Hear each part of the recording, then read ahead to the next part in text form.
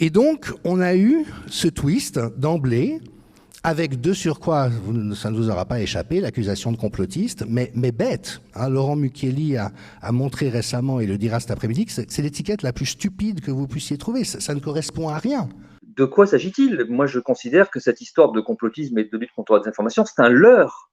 C'est-à-dire, je considère qu'on s'invente un espèce de danger imaginaire pour justifier derrière le système de contrôle de l'information qu'on est en train de mettre en place, comme pendant les guerres, à nouveau, hein, c'est tout à fait ce que nous vivons. Parce qu'enfin, si on veut être sérieux 2 minutes, où est le danger social et politique? Bien, je veux dire, à travers cette histoire de désinformation, de complotisme, de conspirationnisme, quels sont, j'aimerais bien qu'on dise, mais personne ne dit jamais, quelles sont ces puissances subversives qui nous menaceraient, hein? Quelle secte étrange projetterait de s'emparer du pouvoir en France, en Suisse, en Belgique, au Portugal, ou Eric voilà, où est le complot, le coup d'État qui se prépare, la révolution qui se prépare? Enfin, c'est une blague, ça n'existe pas. Ça n'existe pas en réalité. Tout ceci est un leurre. C'est une diversion politique pour imposer des décisions sans aucun débat contradictoire.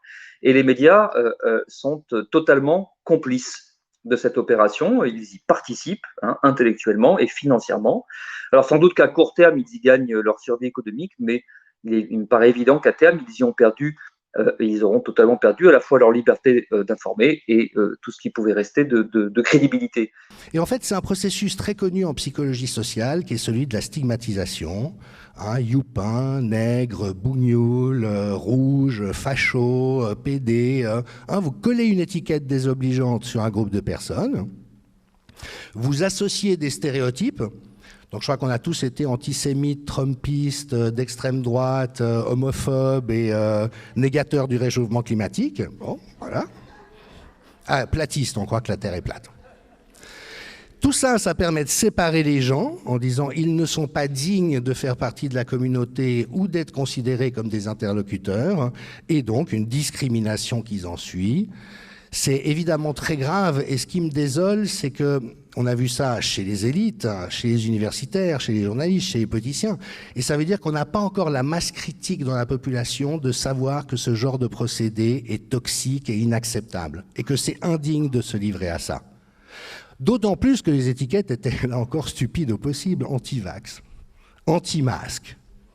Hein? Non, anti-obligation de porter un masque alors que ça sert à rien et que ça crée des dommages. Oui, ça oui, mais anti-masque, ça veut rien dire. Hein? Même Martin Blachier a dit, à ce stade, si on disait aux gens de porter un pneu sur la tête pour les protéger, ils le feraient. Alors on peut ajouter anti-pneu sur la tête, hein. Non mais voyez le degré de débilité, mais aussi de nocivité, parce qu'évidemment, toutes les dérives totalitaires commencent par ça, c'est-à-dire qu'on déshumanise une catégorie de la population et on légitime le fait de s'en prendre à eux. Et donc, il aurait dû y avoir une réaction éthique, démocratique et humaniste massive par rapport à cette manipulation.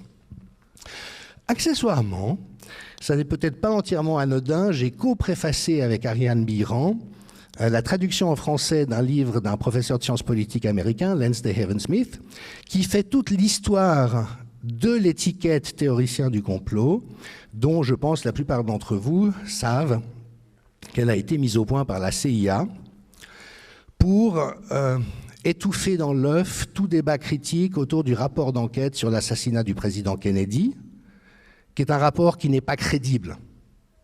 Hein, il ne peut pas avoir décrit la réalité des faits.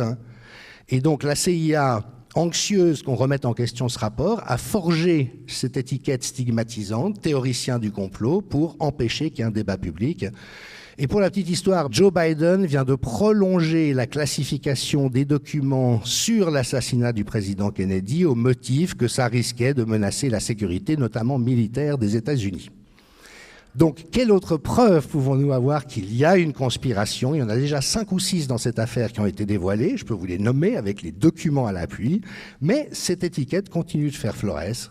Donc c'est vraiment intéressant de voir comment les choses bêtes et méchantes trouvent si facilement leur voie dans l'opinion publique, en tout cas quand il y a la machine de propagande pour les porter. Alors on a vu ce déferlement de haine et de dénigrement, Christian Perron, anti-vax et idole de l'extrême droite, la chute d'un professeur jadis respecté. Je vous donne envie l'auteur de cet article, Victor Garcia. Et puis une vraie arcélosphère, hein, médiatico. Mais alors ça, il faut savoir que c'est très pensé, c'est très organisé. Hein. Et donc vraiment des stratégies collectives de dénigrement de tous ceux qui osent s'opposer à une narration par ailleurs complètement délirante. Sur la base d'éléments complètement faibles, donc une des officines en question, c'est Conspiracy Watch, avec des financements extrêmement douteux, avec un type à sa tête qui n'est personne, il n'a jamais rien fait d'intéressant, il ne comprend rien à rien, mais néanmoins, c'est vers lui qu'on se tourne pour savoir si quelqu'un est complotiste ou pas. Donc vous voyez, on est vraiment dans du Ionesco, je ne sais pas comment le dire autrement. Et par ailleurs, je terminerai là-dessus, le résultat de tout ça, ça n'est pas du tout le pluralisme ou l'amélioration des contenus qui nous est promis en boucle depuis l'avènement d'Internet, depuis l'évolution de tous ces systèmes d'information. Ce n'est pas vrai, le contraire, ce que nous constatons, c'est le contraire, c'est-à-dire c'est l'uniformisation et la superficialisation des contenus médiatiques. C'est en réalité une régression intellectuelle majeure, hein, à mes yeux, et je pense donc qu'il y a urgence pour les intellectuels, pour les scientifiques, à réfléchir collectivement à ces formes de verrouillage progressif du débat public, de contrôle et d'orientation numérique de nos débats et au final de toutes nos pensées. Hein. Et je pense que cette uniformisation, cette simplification et cette censure constituent trois poisons mortels, non seulement pour l'esprit scientifique, évidemment, mais aussi pour la santé de la population, on en a beaucoup parlé ce soir, et enfin, je dirais, pour la citoyenneté démocratique. Merci de votre attention.